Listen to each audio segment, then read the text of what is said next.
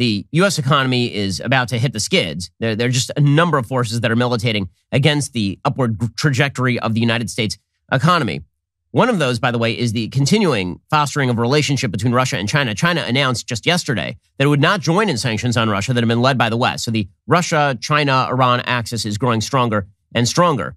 The United States is responding to that by moving to confront China on trade and industrial policy. According to the Wall Street Journal, the Biden administration is preparing to confront China on its industrial subsidies and seek ways to protect America's edge in new technologies, hardening U.S. economic policy toward the nation's chief global rival. That's a good thing. We should be doing this. We should have been doing this years ago, in fact. The interrelationship between the Chinese economy and the American economy, it turns out, has been a boon for China and not quite such a boon for the United States. The White House is weighing heightened scrutiny of U.S. companies' investments in China, tighter export controls on sensitive technologies, greater cooperation with European and Asian allies and partners on subsidies and other issues.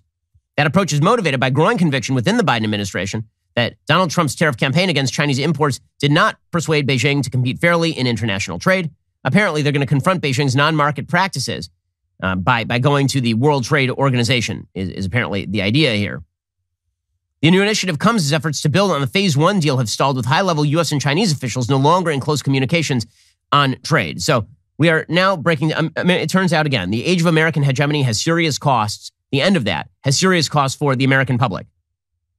In other words, we now have to do things we didn't have to do before because we got weak on American foreign policy. And so the predictable effect of that is that products are going to become a lot more expensive. A lot of the interrelated economic relationships that have been created over the course of the last 30 years are about to fragment. That may be necessary and it may be good. You know what would have been better is if we had never had to do any of that because we had been so strong on foreign policy that everybody was damned afraid of us. But obviously that's no longer the case. Meanwhile, Federal Reserve Chairman Jerome Powell says he's going to propose a 0.25 percentage point rate increase at the central bank's meeting in 2 weeks amid high inflation, strong economic demand, and a tight labor market. He got explicit because he was afraid that the markets were getting very, very shaky. There was a lot of prediction that he was going to raise by 0.5 point as opposed to a 0.25 point. The Fed really has only done 0.25 point raises for the past 15 years or so. Powell said on Wednesday, before Russia's invasion of Ukraine last week, he expected the central bank would follow that initial rate rise with a series of increases this year. Powell said, for now, I would say we will proceed carefully along the lines of that plan. We're going to avoid adding uncertainty to what is already an extraordinarily challenging and uncertain moment. The S&P 500 rose 1.9% on Wednesday. And the reason is because it's bouncing around a little bit like a yo-yo. But not just that, Powell creating some certainty in the market is a useful thing for the markets. However, is that going to be enough to curb inflation? Very doubtful.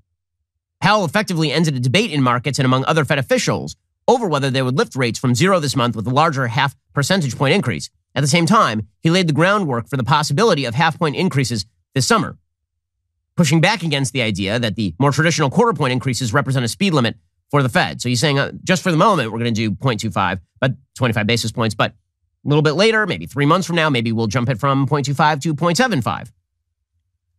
Powell said his colleagues expect inflation to peak and diminish soon. He said to the extent inflation comes in higher or is more persistently high than that, we will be prepared to move more aggressively by raising rates by a 0.5 percentage point at one or more meetings later this year. So all of the foreign policy discombobulation combined with Joe Biden's threats against various businesses, combined with Jerome Powell raising the interest rates, is likely to lead to a bit of economic stagnation right here. We're not going to see wildly booming economic numbers this year in the way that was once forecast by all of the economic predictors. Now, the best thing that could happen, honestly, for Joe Biden and for the country is for him to lose Congress in 2022. If he loses Congress in November, the markets are going to go back to sleep. If he loses in 2022, the markets are going to say, okay, at the very least, we're not going to get massive crackdowns on American business in a way that Joe Biden would prefer because Congress will stop it. They'll actually have the power to stop it. I think the markets are already starting to price that in, which is why you're seeing the markets somewhat stable in the face of all of this chaos. Suffice it to say, however, that the growth numbers that were forecast at the beginning of Joe Biden's administration have not been hit, and that is because of Joe Biden's incompetence on both foreign and domestic policy. The best thing that can happen to the markets is Joe Biden failing in his policy goals. We've had massive job increases in December, in January, in February. Those massive job increases are because Joe Biden didn't get what he wanted. He's taking credit for them, but Joe Biden is simultaneously going around whining that he didn't get what he wanted. That's not a coincidence. When Joe Biden does not get what he wants, the American people get what they want, namely a growing and booming economy. Did you know that every single like creates one additional leftist tier? That is just science.